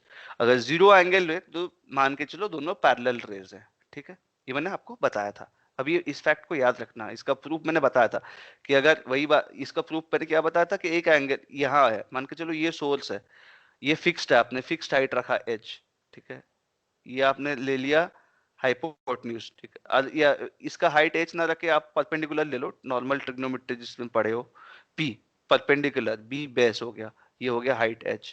अब ये एंगल हो गया थीटा, मैं इस पॉइंट को खींच के और पीछे ले जाऊंगा तो ये एंगल और छोटा हो गया कि नहीं हो गया, इसका मतलब वही बात है ना, साइन, अब साइन थीटा कितना होता है, sine of theta is p by sine theta is p by h। अब मैं इसको जितना पीछे खींच के लेके जाऊंगा h उतना बढ़ता रहेगा, p तो कांस्टेंट है ना, p एज इट इज है, p को हम वैरी नहीं कर रहे हैं, हम h को वैरी कर रहे हैं, कैसे, ये जो ऑब्जेक्ट है ए, उसको हम पीछे ले रहे हैं। तो अगर मैं इनफाइनेटली पीछे ले जाऊंगा तो p बाई इंफिनिटी क्या बन जाएगा, टेंड्स टू जीरो। तो sine theta will be zero, sine theta zero, इसका मतलब थीटा इज जीरो। अब वही बात है, दो रेज है, मान के चलो ये जो लाइन है बेस है वो भी एक रे है, और जो हाइपोटेन्यूज वो भी एक रे, हम दोनों के बीच एंगल ऑलमोस्ट जीरो हो गया, तो मतलब दोनों पैरेलल हो गए। इस मतलब इंफिनिटी में कोई अगर ऑब्जेक्ट है तो उससे जो रेज आ रहे हैं वो they are considered to be parallel rays, ये याद रखना। अब चलो यहां पे देखते हैं, अगर मैं इंफिनिटी में ऑब्जेक्ट को रखता हूं तो ऑब्जेक्ट डिस्टेंस कितना हो गया, u which is infinity, u tends to infinity कर दिया। तो इसी फॉर्मूला में प्लग इन करूंगा उसको, तो क्या करूंगा, तो वन बाई इंफिनिटी अगर लिखा मैंने, टेंड्स टू इंफिनिटी लिखना बेटर होगा, one by tends to infinity plus one by V is one by F.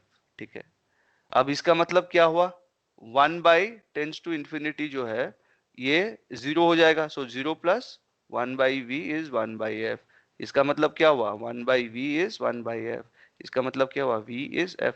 इसका मतलब इमेज कहाँ फॉर्मेशन हो रहा है, एग्जैक्टली फोकस पे। क्यों, क्योंकि जो पैरेलल रेज आ रहे हैं ना इंफिनिटी से, जितने भी पैरेलल रेज आ रहे हैं वो मिरर से टकराने के बाद फोकस से ही पास कर रहे हैं, क्योंकि फोकस कितने भी डिस्टेंस पे है, f डिस्टेंस में है। ठीक है, ये डिस्टेंस f है, इसीलिए वहीं पे इमेज फॉर्मेशन होगा। हमेशा याद रखना, मिरर चाहे कोई भी हो, स्फेरिकल मिरर स्पेशली, लेंस में भी लगभग वही केस है, लेंस में भी एग्जैक्टली वही केस है। ठीक है, ये फॉर्मूला तो दोनों के लिए काम करता है। ठीक है, लेंस और मिरर के लिए। तो ऑब्जेक्ट अगर आपकी इंफिनिटी में है, ठीक है, ऑब्जेक्ट अगर आपकी इंफिनिटी में है तो इमेज फॉर्मेशन कहाँ होता है, फोकस पे। ठीक है, तो मतलब इमेज डिस्टेंस हो गया उतना जितना फोकल डिस्टेंस। अब वही चीज को अगर मैं ऑब्जेक्ट को फोकस पे ही रख दिया, मान के चलो मैंने ऑब्जेक्ट को फोकस पे ही रख दिया, तो अब ऑब्जेक्ट जो है फोकस पे है, वहीं से रेज निकल रहे हैं। ठीक है, वहीं से रेज निकल रहे हैं, टकरा रहे हैं मिरर पे और वापस जा रहे हैं। कहाँ जाके मीट करेंगे ये कैसे पता चलेगा, इमेज कैसे बनेगा। तो मान के चलो वन बाई यू की जगह यू को मैं एफ बना दिया, one by F plus one by V equals to one by F again.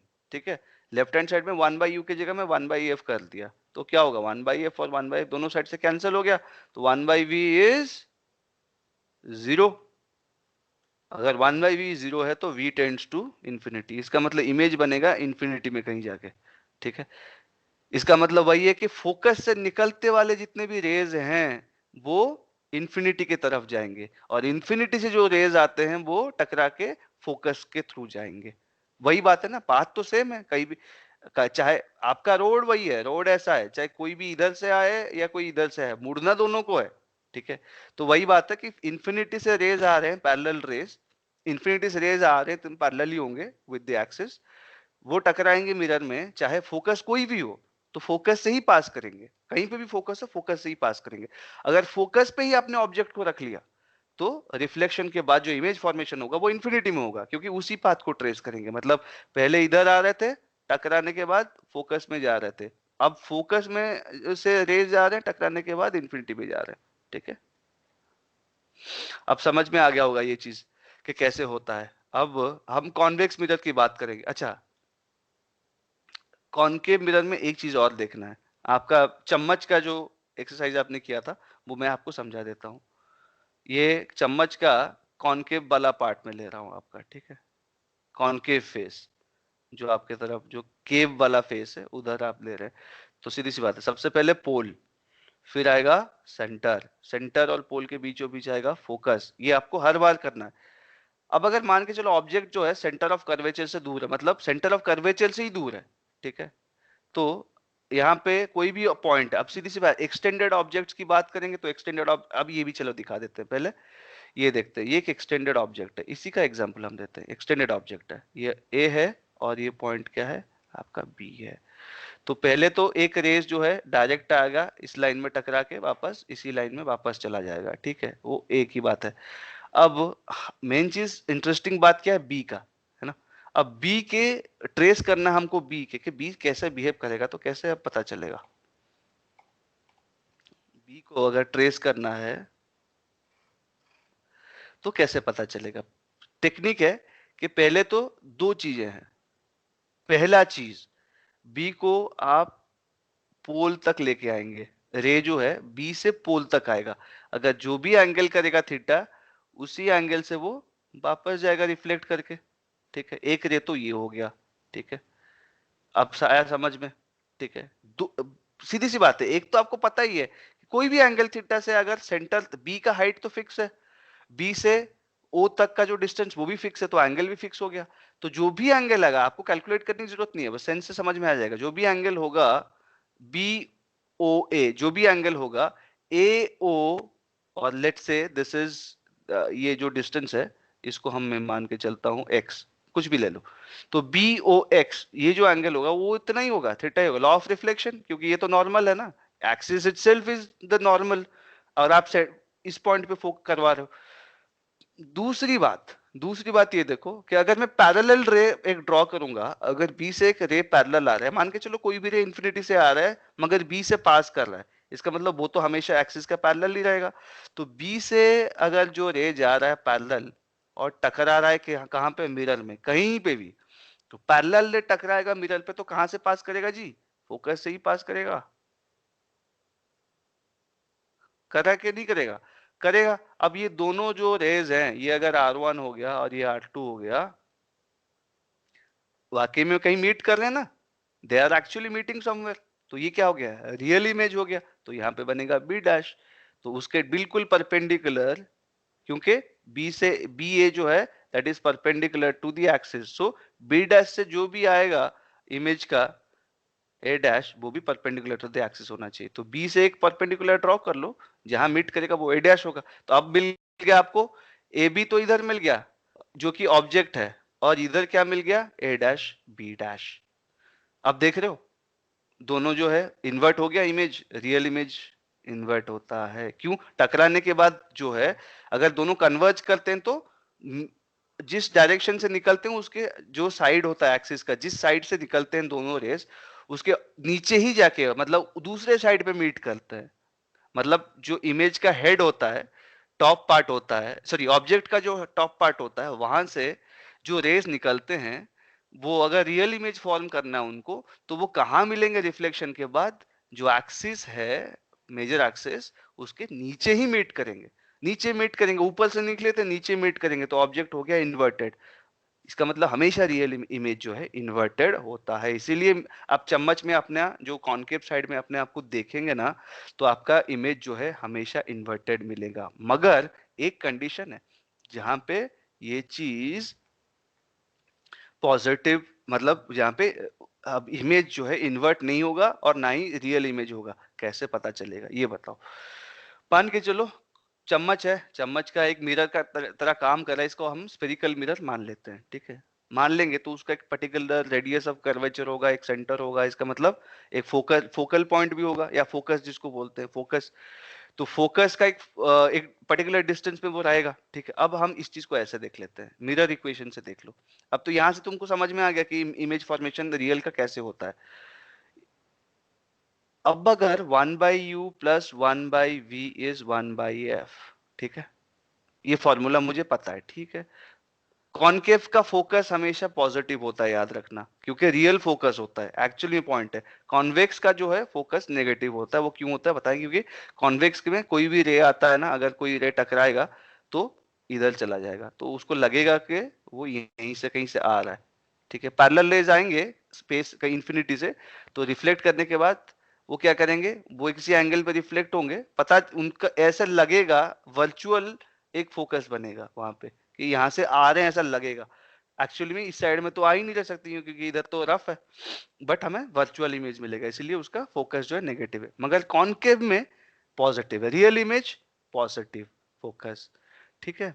तो 1/, हमको चाहिए, हम क्या जानना चाहते हैं कि अब एक चीज तुमने नोटिस किया होगा, अगर नजदीक ले आते हो ना अपने फेस को चम्मच के पास, तो चम्मच में आपका फेस जो है क्या हो जाता है, छोटा तो हो जाता है मगर सीधा हो जाता है, ठीक है। तो इस केस में हमको ये देखना है कि 1/v is 1/f minus 1/u।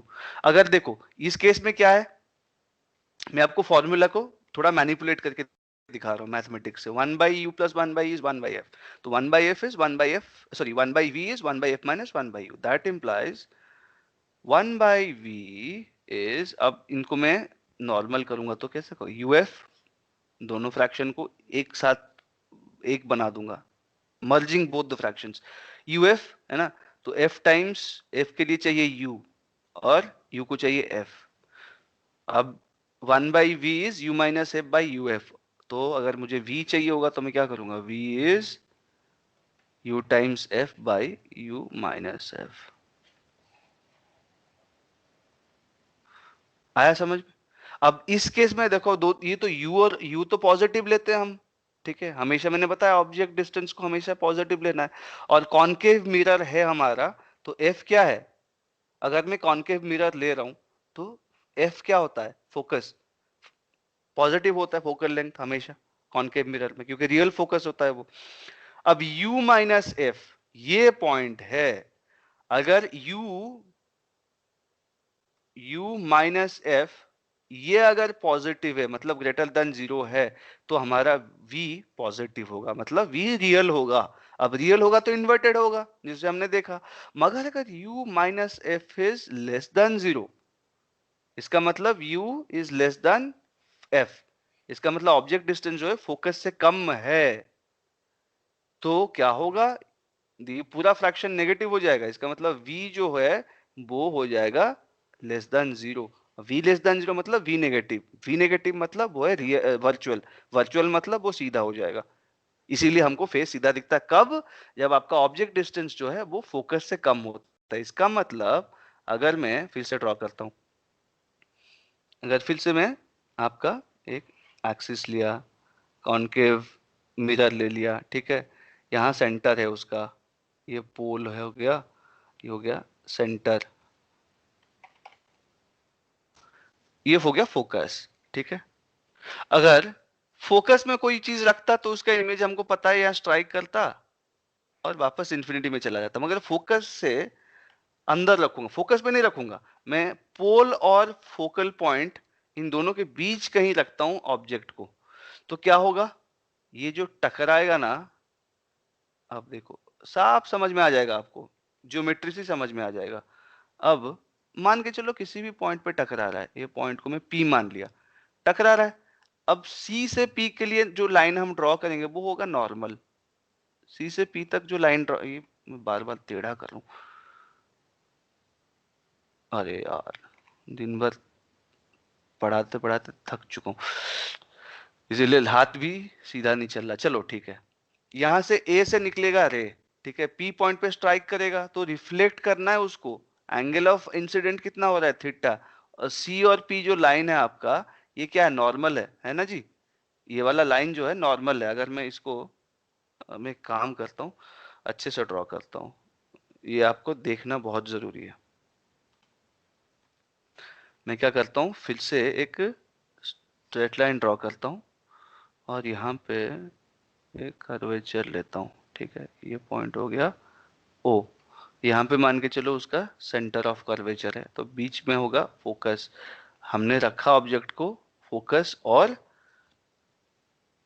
पोल के बीच, इसका मतलब जो ऑब्जेक्ट डिस्टेंस है which is OA, U is basically less than focal length which is OF। OF क्या है, फोकस है, OA क्या है, ऑब्जेक्ट डिस्टेंस है। हमको हमने ये अभी निकाला था कि फॉर ऑब्जेक्ट डिस्टेंस यहाँ पे v नेगेटिव कब होगा, जब u is less than f होगा, यहाँ पे ये वाला पार्ट। तो u को हमने एक्चुअली में रख के देखना है कि क्यों होगा नेगेटिव, मैथमेटिक्स तो बोल रहा है कि नेगेटिव होगा, ठीक है। तो अब देखो यहाँ पे a से एक मान के चलो एक रे निकला, वो पॉइंट P पे टकराया तो रिफ्लेक्ट होगा, तो angle of incidence will be equal to angle of reflection. मगर एंगल ऑफ इंसिडेंस किसके रेस्पेक्ट में निकालना है हमको, नॉर्मल। तो पॉइंट P पे अगर मैं नॉर्मल ड्रॉ करूंगा तो वो सेंटर के थ्रू पास करेगा, इसका मतलब सेंटर से अगर पॉइंट P के तरफ में ड्रॉ करता हूं कोई लाइन तो वही होता है नॉर्मल, ठीक है, ये नॉर्मल होगा। तो इसका मतलब ये जो एंगल है theta, this theta is what, ये थीटा क्या है, ये थीटा है आपका, क्या बोलते हैं, इस थीटा को हम क्या बोलते हैं, एंगल ऑफ इंसिडेंस। तो एंगल ऑफ इंसिडेंस अगर ये हो गया तो एंगल ऑफ रिफ्लेक्शन जो होगा वो भी थीटा ही होगा ना जी, ये हो गया एंगल ऑफ रिफ्लेक्शन, ये एंगल हो गया थीटा। अब अगर एंगल उधर जा रहा है तो हमको क्या लगेगा कि ये जो है ये एफ जो है इधर अगर कोई बंदा देख रहा है तो उसको क्या लगेगा, ये एफ कहाँ से आ रहा है, पीछे से कहीं से आ रहा है, यहाँ से यहीं से आ रहा है, तो इमेज यहीं से, समझ में आ रहा है। अब यहाँ से इमेज क्रिएट हो रहा है उसका। तो अब आप पूछोगे सर ऐसा क्यों है कि ये अवे जा रहा है, मतलब अगर ये लाइन है एक्सिस, एक्सिस से वो दूर क्यों हो सकता है, थीटा ऐसा भी हो सकता है जो वापस इस एक्सिस से मीट करेगा, मीट नहीं करेगा, क्यों। आप फोकस को ही देख लो, अगर फोकस से मैं उस पॉइंट पे लाइन ड्रॉ करता हूँ, ठीक है, फोकस से उस पॉइंट पे मैं लाइन ड्रॉ करता हूँ, उसके बाद जो रिफ्लेक्शन होता है, रिफ्लेक्शन के बाद वो रे किधर जा रहा है, इन्फिनिटी में जा रहा है ना। अगर फोकस से लाइन ड्रॉ कर रहा हूँ इन्फिनिटी, इसका मतलब फोकस से नजदीक और ले आऊंगा पॉइंट को, तो वो एंगल और बड़ा हो जाएगा ना, एंगल ऑफ इंसिडेंट फोकस पे, उस पॉइंट, फोकल पॉइंट पे जो रे निकल रहा है वो पी पे, मतलब बेसिकली एफ पी सी, ये एंगल देख लो, एफ पी सी, ये एंगल जो भी है उसके वजह से क्या हो रहा है, रिफ्लेक्टेड रे जा रहा है सीधा इन्फिनिटी पे, ठीक है। मगर अगर मैं ए को और नजदीक ले आऊंगा तो A P C will be larger than F P C, है ना, ये जो एंगल है ये A P C will be larger than F P C, ये वाले एंगल से बड़ा ही होगा, तो रिफ्लेक्शन भी बड़ा ही होगा, तो इन्फिनिटी से मतलब इन्फिनिटी तो ये भी इन्फिनिटी की तरफ ही जाएगा। बट उस केस में हमको क्या लगेगा कि अगर ये जो रे अगर पैरेलल जा रहा है तो वो तो मीट ही नहीं करेगा, इसका मतलब एफ पे, एफ से जो रेस निकल रहे हैं वो रिफ्लेक्शन के बाद इन्फिनिटी पे जाएंगे, तो इमेज तो इन्फिनिटी बनेगा, इसका मतलब इमेज बनेगा ही नहीं, ठीक है। बट अगेन अगर फोकस और पोल के बीच ऑब्जेक्ट है, इसका मतलब object distance is less than focal distance और फोकल लेंथ, तो क्या होता है कि रे जो है वो टकरा के कुछ ऐसे जाता है कि it appears to have originated from a point A dash behind the mirror, तो हो गया वर्चुअल। अब आप पूछोगे सर ठीक है समझ में आ गया, यहाँ पे वर्चुअल हो गया तो वी नेगेटिव है, तो ये क्या बोलते हैं आपका जो है इरेक्ट कैसे होगा, है ना, इरेक्ट कैसे होगा, ये कैसे पता चलेगा। अब उसके लिए तो भैया हमको एक्सटेंडेड ऑब्जेक्ट चाहिए, पॉइंट ऑब्जेक्ट में तो क्या पता चलेगा, है ना। एक्सटेंडेड ऑब्जेक्ट दिखाने के लिए मैं क्या करता हूँ, फिर जो है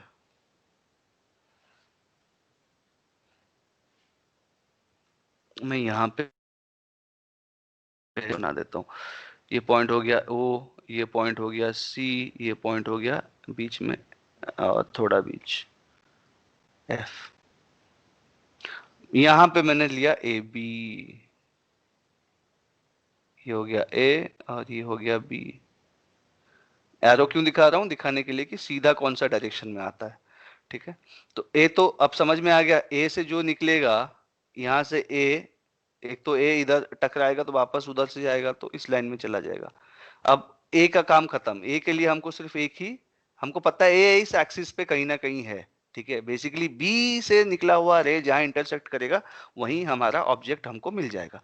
तो बी से कैसे मिलेगा भैया, ठीक है, बी से मिलने के लिए हमने दो रे निकालने, एक तो सेंटर पे तरफ पोल पे मारना है, एक किसी भी पॉइंट पे मारना है, नहीं एक तो पोल पे मारना है, एक पैरेलली मारना है, ठीक है। एक पोल पे मारा, ठीक है, ये पॉइंट जो है देखो पोल पे मारा, ये एंगल थीटा हुआ, तो उतने ही एंगल में इधर निकलेगा थीटा एंगल पे, ठीक है। अगर पैरेलली मारा तो वो किधर जाएगा जी, फोकस पे ही जाएगा, चाहे कहीं पे भी आप रखो, पैरेलल रेज जब भी स्ट्राइक करेंगे मिरर को फोकस से जाएंगे, तो ये फोकस से जाएंगे,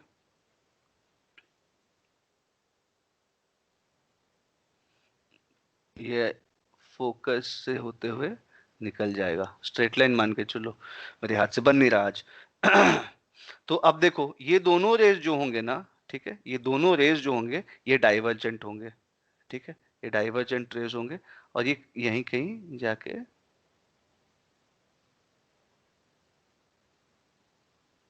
मिलेंगे। अच्छा बड़ा इमेज आएगा, ठीक है, सॉरी मैंने गलत बताया था, बड़ा इमेज आएगा ए डैश और बी डैश। आप चम्मच में कॉन्केव साइड में बहुत नजदीक चले जाओगे फोकस, और फोकस से और अंदर चले जाओगे अगर कॉन्केव साइड पे, सॉरी कॉन्केव साइड जो फेस है चम्मच का, फोकस जो है आपका उससे और अंदर चले जाओगे, मतलब जो पोल और फोकस दोनों के बीच अगर आप अपने आप को रखोगे तो आपका जो इमेज बनेगा वो वर्चुअल बनेगा मगर ज्यादा बड़ा बनेगा, ठीक है। तो बेसिकली ए डैश और बी डैश आप समझ में आ रहा है कि वर्चुअल हमेशा इरेक्ट क्यों होता है, वर्चुअल इरेक्ट होगा और जो है आपका रियल जो है क्या बनेगा, इन्वर्टेड बनेगा, क्योंकि वर्चुअल इमेज जो है वो उनका जो point of virtual point of intersection है ना, वो उसी साइड में बनता है जिस साइड में जो ऑब्जेक्ट का हेड होता है, ठीक है, हमेशा यही होता है। इसीलिए और जो भी आपका रियल के केस में क्या होता है कि वो जो एक्चुअल पॉइंट ऑफ इंटरसेक्शन है वो हमेशा जिस साइड होता है एक्सिस का हेड उसके ऑपोजिट साइड पे बनता है, इसीलिए real is always inverted, virtual is always correct. अब कॉन्वेक्स या कॉनकेव मिरर में देख लिया आपने, इधर आ गया आपका रियल इमेज भी बनता है, वर्चुअल भी बनता है, मगर कॉनकेव सॉरी अगर आप ये ले लेंगे कॉन्वेक्स मिरर, चलो कॉन्वेक्स मिरर के बारे में बात करते हैं। ऐसा हो गया कॉन्वेक्स मिरर, तो वैसे ही इस पॉइंट को आप ओ लेना है, मगर कॉन्वेक्स मिरर में क्या है, ये जो कर्वेचर हो रहा है ना ऐसे टेढ़ा, तो उसका सेंटर तो इधर कहीं है ना जी, उधर तो हो ही नहीं सकता, इधर मुड़ रहा है, ठीक है, तो सेंटर इधर होगा, सी मार लो तो इसका बीचों बीच हो जाएगा एफ फोकल लेंथ। बट इस केस में क्या करना है आपको, ये याद रखना है कॉनकेव में, अब सीधी सी बात है, ये आपका वर्चुअल साइड है, ठीक है, तो एफ फोकस इज नेगेटिव, मगर फॉर्मूला वही 1/u plus 1/v is 1/f, मगर जब वैल्यू पुट करेंगे ना, नंबर लगाएंगे तो नेगेटिव करके लगाना, अगर क्वेश्चन में नहीं दिया है तो, ठीक है, तो इसमें फोकस नेगेटिव क्योंकि आर नेगेटिव होता है, रेडियस ये जो है OC माइनस आर है, OF माइनस एफ है, ठीक है। अब यहाँ पे क्या है कि ऑब्जेक्ट रख लो, कोई भी ऑब्जेक्ट, एक इधर में रखूंगा A, तो अब सीधी सी बात हो तो इधर टकराएगा वापस आ जाएगा, कोई मतलब मुझे कोई फर्क ही नहीं पड़ रहा है, ठीक है, जितना डिस्टेंस इधर है उतना ही डिस्टेंस पे वो मुझे दे देगा, क्या देगा, इमेज दे देगा, ठीक है। अब मैं क्यों, क्योंकि ये जो A है, A को आप नहीं उतना डिस्टेंस में नहीं देगा आपको, बस ये फॉर्मूला लगाना पड़ेगा, ओहो मैंने यहाँ पे प्लस लगा दिया, इक्वल्स टू लगाना चाहिए, तो बेसिकली यहाँ पे आप u का a जो है मान के चलो OA कुछ भी वैल्यू है, that is object distance u, है ना, OA इज u, और ये हमेशा पॉजिटिव लेना है क्योंकि ऑब्जेक्ट डिस्टेंस है। तो इमेज डिस्टेंस कैसे निकालोगे, इस इक्वेशन में u का वैल्यू पुट करोगे विथ इट्स साइन, f का वैल्यू पुट करोगे विथ इट्स साइन, आपको मिल जाएगा। अब मुझे ये मैथमेटिकली अगर दिखाना है कि भैया कॉन्वेक्स मिरर में वर्चुअल इमेज ही क्रिएट होगा, क्यों क्रिएट होगा, इसके लिए मैं क्या करूंगा, तो 1/v is 1/f minus 1/u, उसको मैं कैसे सॉल्व करूंगा, u times f divided by sorry uf नीचे जाएगा ऊपर आएगा u माइनस f, तो इससे मुझे v क्या मिलेगा, उल्टा कर दूंगा इक्वेशन को, uf u माइनस f, ठीक है, uf by u minus f, ठीक है। तो यह u तो हमेशा पॉजिटिव है ना जी, u is always positive, u is always positive, but f is always negative, तो uf क्या हो गया, नेगेटिव हो गया, और ऑब्जेक्ट डिस्टेंस तो हमेशा पॉजिटिव है ही, ऑब्जेक्ट डिस्टेंस जो है वो हमेशा क्या है, पॉजिटिव ही है, f नेगेटिव है, u माइनस f, इसका मतलब अगर मान के चलो f आपका f अगर 5 क्वेश्चन में दिया कि f जो है ये 5 मीटर है, तो 5 मीटर का मतलब f का जगह आप -5 लगाएंगे क्योंकि यह कॉन्वेक्स मिरर है, तो ऑब्जेक्ट तो पॉजिटिव है, तो बेसिकली मान के चलो ऑब्जेक्ट 10 है, f 5 है, तो 10 माइनस 10 माइनस 5 इज 5, ऊपर तो हमेशा आपको एक नेगेटिव नंबर मिलेगा ना, u तो is always positive, f is always negative, so numerator में आपको हमेशा नेगेटिव मिल रहा है। अब नीचे, अब ये v पॉजिटिव कब होगा, जब u minus f will be less than 0, ठीक है। अब इस चीज को थोड़ा सा मैथमेटिकली समझ लो, आप मिरर मिरर का फॉर्मूला क्या है, v is uf by u minus f, मगर कॉन्वेक्स लेंस में f सॉरी हाँ कॉन्वेक्स मिरर में f क्या होता है, हमेशा नेगेटिव होता है। अगर uf में u हमेशा पॉजिटिव, क्योंकि हमने कन्वेंशन में माना है कि ऑब्जेक्ट डिस्टेंस को हमेशा पॉजिटिव रखना है, मगर f तो कॉन्वेक्स मिरर के लिए नेगेटिव हो गया, तो uf क्या हो गया, नेगेटिव हो गया। अब ऊपर नेगेटिव है, नीचे नेगेटिव होगा तभी v पॉजिटिव होगा, तो नीचे नेगेटिव होगा क्योंकि negative by negative is positive, तो नीचे नेगेटिव के लिए हमको क्या चाहिए, u minus f has to be less than 0, that means u has to be less than f, हमको इसका मतलब ऑब्जेक्ट को आपको एफ के कहां रखना है, that means you have to put the object between the pole and the focus, correct? That means u has to be less than f. आप u को f से कम में रखना है। अब भैया f है इस साइड, किधर है, इधर, ये डिस्टेंस है f, ठीक है, ये डिस्टेंस f है।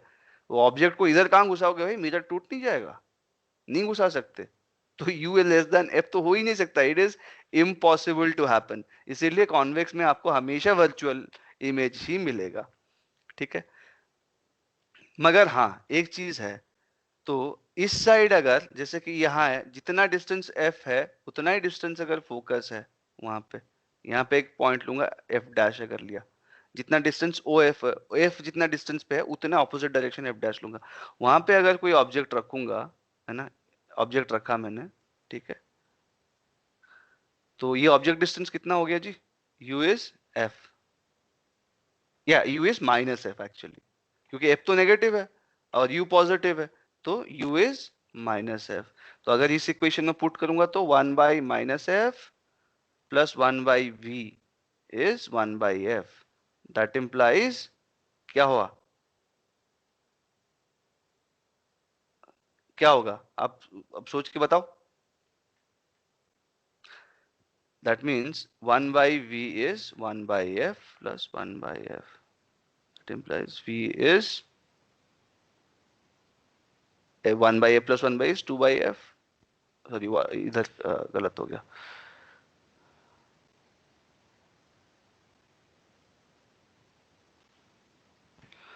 अगर मैं ऐसे करूंगा तो 1 by V will be 2 by F, that implies v is f by 2, half the focus पे इसका इमेज बनेगा, ठीक है। हाफ द फोकस मतलब फोकस और इन दोनों के बीच कहीं ना कहीं बनेगा, ठीक है। तो ये हो गया आपका स्फेरिकल मिरर के फॉर्मूले और उनके काम करने का तरीका। तो नेक्स्ट आज हम यहीं पे एंड करते हैं, और नेक्स्ट जो आपका सेशन होगा उसमें हम आज तो फिर हम we could not take even magnification और रिफ्रैक्शन की बात करेंगे, तो कल ही ले लेंगे सेशन आपका, कल वेंसडे है, तो कल हम इससे यहीं पे कंटिन्यू करते हैं, ठीक है। कोई डाउट है तो आप लोग पूछो तुरंत, मैं आंसर दे दूंगा, नहीं तो आप you can just watch the video and text me on the group.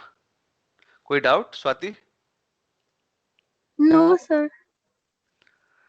और अर्नव कोई डाउट? अर्नव सो गया क्या?